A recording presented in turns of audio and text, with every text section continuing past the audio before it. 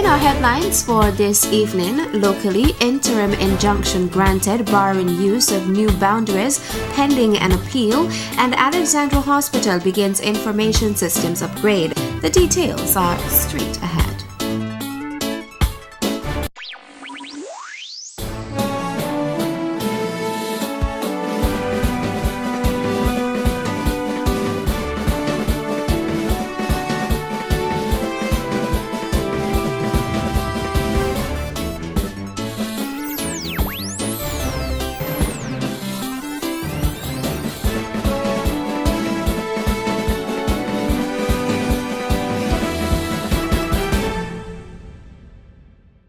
Good evening and welcome to the Nevis Newscast for today, Friday, January 30th, 2015.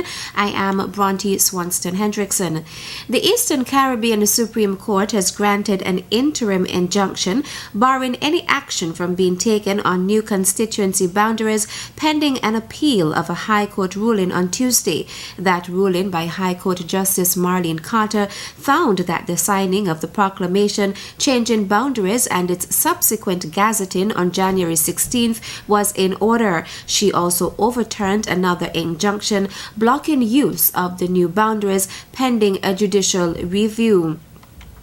The interim injunction granted by the appeal court on Thursday is now in place pending that appeal, which is scheduled for Monday, February 9th. Yesterday, Thursday, the appeal court sitting in St. Lucia heard arguments via teleconference from Opposition Alliance Team Unity lawyers in St. Kitts and Barbados and government lawyers in St. Kitts, Dominica, and the United Kingdom. Justice Carter was expected after the judgment was handed down to begin a judicial review of the boundaries change process.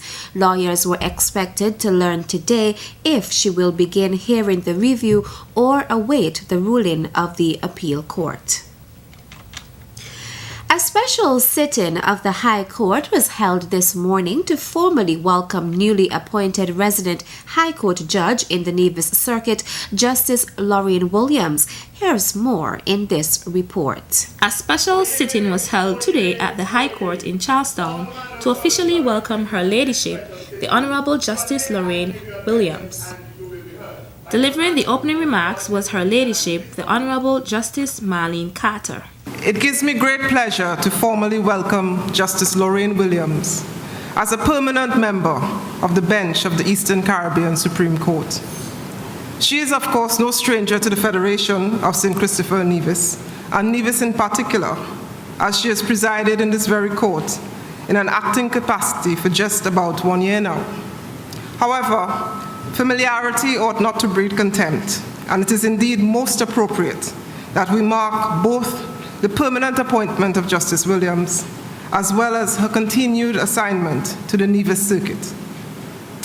As you will hear, I'm sure, from other speakers this morning, Justice Lorraine Williams comes to this position supported by a distinguished career and a track record of what can only be described as excellence. Remarks were also made on behalf of the Office of the Attorney General, Honorable Jason Hamilton.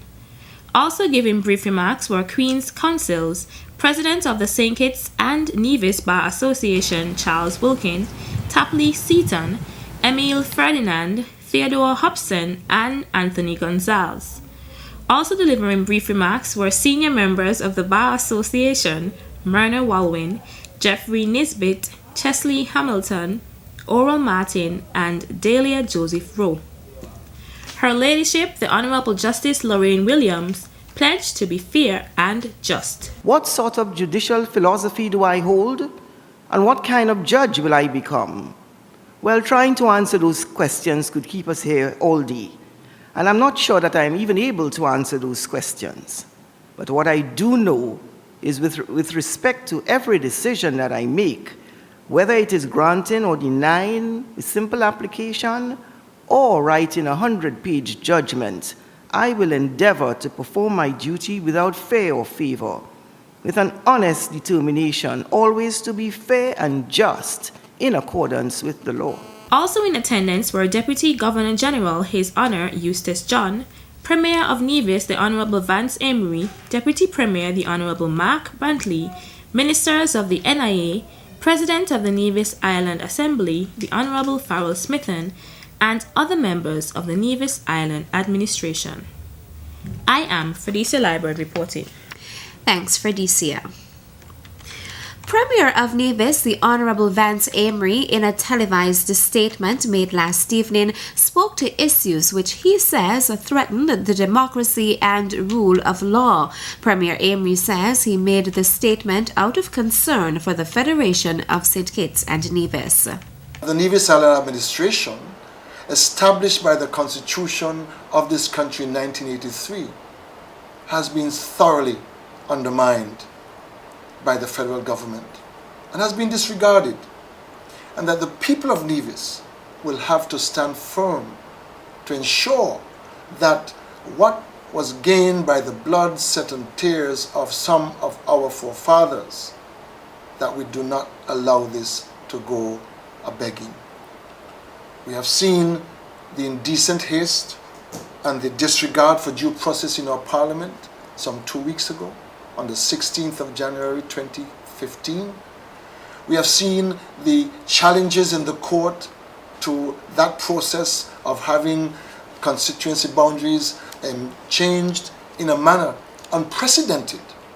Whatever anyone may say, and whatever reference we wish to make in respect of 1984, what transpired on the 16th of February in our parliament is unprecedented and cannot be tolerated and ought not to be accepted. I'm aware that challenges have been voiced in the court. The Premier says although he respects the judgment which has been handed down by the court, he is admonishing the citizens of St. Kitts and Nevis not to disregard morality and ethical behavior. When we sat in the House of Assembly and had the Speaker turn his back on members of the opposition in derision, it is time for us to evaluate where we are and to determine how we got here. And so tonight, as I speak to you, the antics which were demonstrated in the Parliament and the acts of near treachery and the angry rhetoric which has attended that process, I believe were calculated to create fear in the people of our country. And it is to that I want to address our minds. Are we going to allow fear? Are we going to allow threats? Are we going to allow those who have become desperate to foist their way of thinking on us? Or are we as a people in Nevis and St. Kitts and even the Caribbean to adopt a reasonable position and not tolerate this kind of callousness and disregard for decency? And it is time that we challenge this now. Citizens of St. Kitts and Nevis should recognize the power that they have as electors, Premier Emery says. It is time that we see our roles as not being just followers, but in fact, as the creators of the type of government which we need and the type of government which we believe we deserve. Some people will argue that there's no difference between and among politicians, and I beg to differ. I think we can look at the history, we can look at the attitudes, we can look at the behaviors, and determine what sort of behavior, what sort of attitudes do we want as part of our leadership in our country. Premier Emery says it is important that as a fledgling nation, the citizens of St. Kitts and Nevis desire the best themselves. Look at what is happening in our country and to look at what will happen in the next couple of weeks as we face an election, and that we become bold, that we become fearless and not allow threats, not allow people to bribe, and not allow ourselves to be coerced, but rather to think soberly, to think consciously about what we want for our future, so that our children can be happy in this land of ours. I want to say to us in Nevis especially, that we have to recognize that your system administration and before, under Dr. Daniel, made some gains. And we have to stand fast and stand firm that we do not see these gains whittled away by those who would wish to see the end of the Nevis Elder administration, or even those who would want to rule Nevis from Bastia. Premier of Nevis, the Honorable Vance Amory. Stay with us. We'll have more local news after this break. You are watching NTV!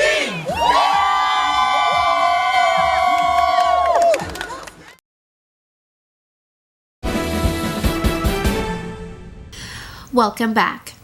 The Nevis Island Administration's Human Resources Department is informing PhD candidates that the Robert McNamara Fellowships Program is presently accepting calls for proposals for winter 2015.